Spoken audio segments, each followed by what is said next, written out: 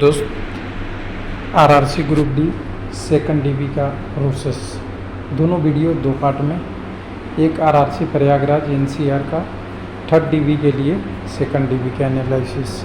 दूसरा diversion panel का जो न्यूज आया था वो बेनिफिट या लॉस है, अपने मन से डिसाइड करना बहुत गलत बात है, या ओवर रिएक्शन देना सही नहीं है मेरा लगता है। कई लोग कह रहे हैं अब तो सेकंड डीबी आएगा नहीं और थर्ड डीबी भी आ गई बिलासपुर की। कई लोग कहते हैं सेकंड डीबी नहीं आएगा, ये क्या होगा। तो देखिए, इस पे आपका कोई कंट्रोल नहीं है कि डाइवर्सन पैनल रेलवे कब लेगा।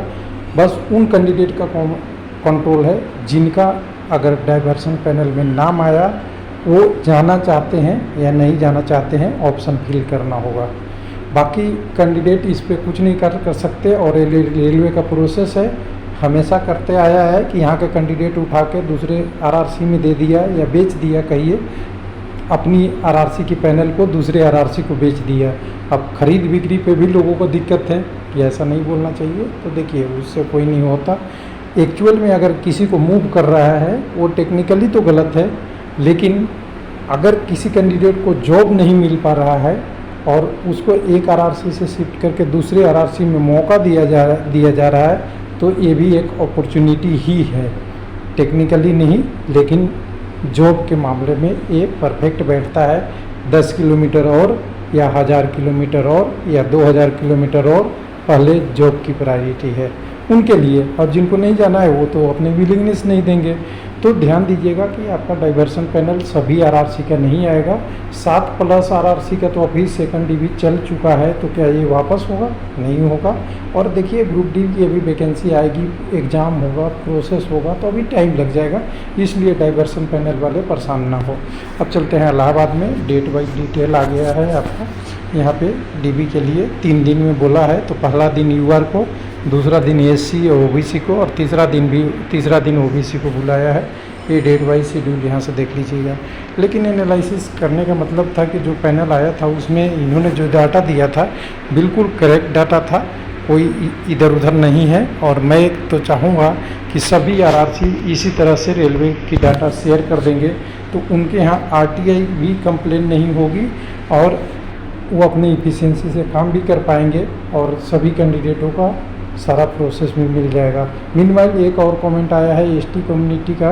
वो कैंडिडेट बोले हैं कि आपने तो बोला था 1.0 कम होगा, अभी तो 0.36 या 46 जितना कम हुआ है, एक्चुअल में कितना कम हुआ है एक बार बात कर लें। डीबी पे कितना कम हुआ है यहाँ पे दिखाते हैं, थोड़ा ऑफिशियल की बात करेंगे तो अभी 0.36 ही एसटी का कम हुआ है, यूआर का इतना हो गया, तो आपका 1.04 कम होगा क्या?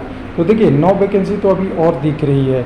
और ये कट ऑफ देखिएगा 48-50 से नीचे है, यानी 50% से नीचे में कट ऑफ। आप समझ सकते हैं कैंडिडेट या तो डेंसिटी बहुत होगा। मैंने शुरू में बोला है नीचे में लोअर साइड में कैंडिडेट ज़्यादा होते हैं। तो अभी थर्ड डीबी भी बाकी है और इसके बाद भी पैनल अभी जितने भी पूरे सीट बचेगी वो सीट लेगा। तो ये आपकी अचीवमेंट लगभग 1.04 हो सकता है, 0.9 पे रुक जाए, 94 पे रुक जाए, किसी में 0.89 पे रुक जाए, या हो सकता है 1.10 भी कम हो जाए। लेकिन अभी पूरी सारी जब पैनल आ जाएगी तो आ जाएगा।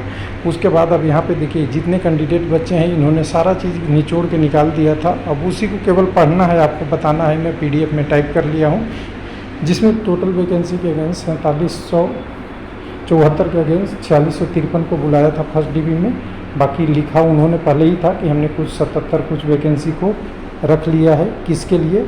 PWD के अकाउंट पे कोई नहीं आया, उसके लिए पैनल जारी हो गया 4152 का। हम लोग देख चुके थे 501 लोगों का भी सीट वैकेंट था। 318 को बुला लिए कम्युनिटी वाइज। 318 बुलाने के बाद अभी भी हमारे पास 183 सीट बचा हुआ है, जिसको थर्ड डीबी या पेंडिंग पड़े हुए कैंडिडेट का है। तो 183 वैकेंसी में आप जानिएगा जो पेंडिंग वाले कैंडिडेट हैं उसमें से 114 का तो मेडिकल का ही इशू है, और मेडिकल का कम्युनिटी वाइज डिटेल 59 ओबीसी का है। और लेकिन रेलवे के डाटा में कह रहा है कि ओबीसी की अब जो सीटें बच रही है वो 51 बच रही है।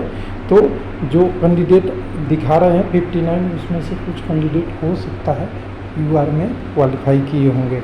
अब यहाँ पे देखिए जो सीट एसटी की बची हुई है अब तो 6 बचा हुआ है। लेकिन ये प्लस होगा 10-12 से लेके 20 तक जाएगा।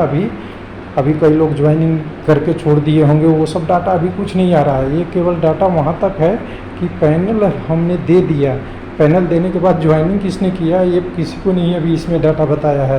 किसने ज्वाइनिंग करके छोड़ दिया यह कितने नहीं बताया है। और 1 साल तक जो छोड़ेंगे वो सब भी डाटा आएगा। तो अभी 1 नंबर क्या 1.5-2 नंबर भी कम होगा, हड़बड़ाने की ज़रूरत नहीं है, लेकिन उसमें लगता है समय। यानी कहें कि आप इंतज़ार कर रहे हैं कि मैंने जो एक ही एग्ज़ाम दिया है उसी से जॉब मिले तो समय देना पड़ेगा, नहीं तो आप तैयारी करते रहिए। बाकी ओके है, ये आपका ब्लैंक चेक रखा हुआ है, जब लॉटरी खुलेगी तो नंबर आ जाएगा, यानी कुल मिला के अभी कम होगा। तो टोटल ये 183 है। यहाँ पे करीब ये वैकेंसी अभी भरेगी। तो अभी 67 कैंडिडेट यूआर से लेने हैं, 34 लेने हैं आपके एससी से, 51 लेने हैं ओबीसी से, 25 ईडब्ल्यूएस से लेने हैं और 6 कैंडिडेट का ही लेना है।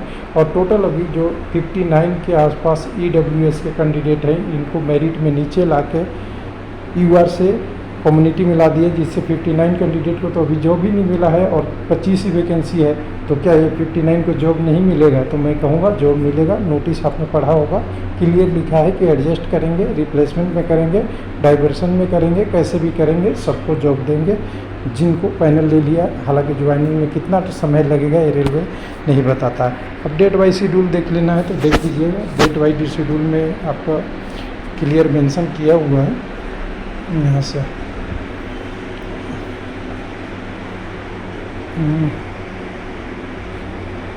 थोड़ा सा स्पीड है नेट का,